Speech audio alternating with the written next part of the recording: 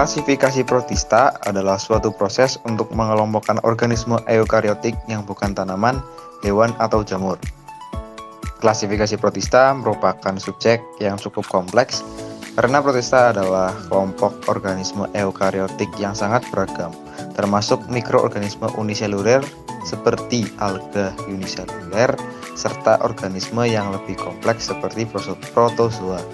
Klasifikasi protista telah mengalami banyak revisi seiring dengan perkembangan pengetahuan ilmiah. Algae merupakan protista organisme uniseluler atau multiseluler yang melakukan fotosintesis sehingga sering kali dianggap sebagai tumbuhan bersel satu. Ini termasuk diatom, alga hijau, alga coklat, dan alga merah. Protozoa protista ini merupakan organisme uniseluler heterotrofik yang bergerak secara aktif.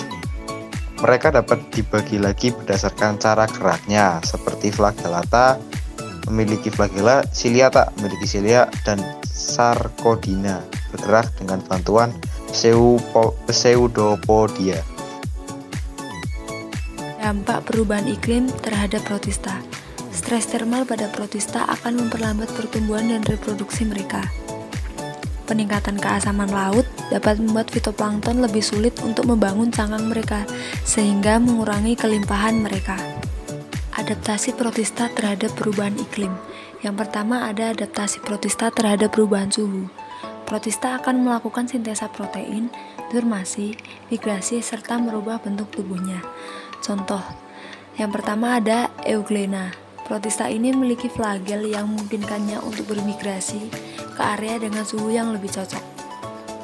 Kemudian ada Paramecium yang dapat mengubah bentuk tubuhnya menjadi lebih panjang dan ramping untuk meningkatkan luas permukaan dan melepaskan panas lebih cepat.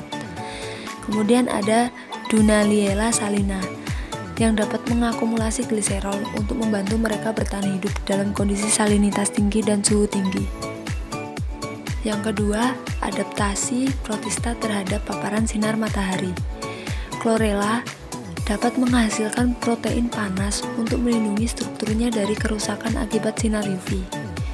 Dunaliella salina dapat mengakumulasi gliserol untuk membantu mereka bertahan hidup dalam kondisi salinitas tinggi dan sinar matahari yang berlebih.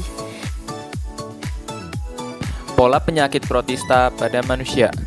Protista dapat menyebabkan penyakit parah pada manusia seperti malaria, trypanosomiasis, penyakit tidur Afrika, giardiasis, dan dysentery amuba.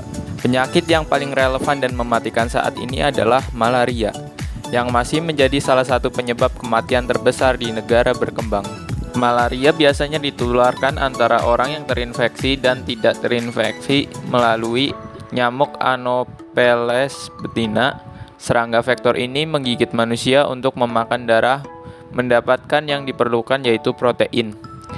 Jika orang yang digigit terinfeksi parasit malaria, nyamuk juga akan tertular saat mengambil darahnya. Parasit tersebut kemudian akan tumbuh dan berkembang biak di dalam serangga,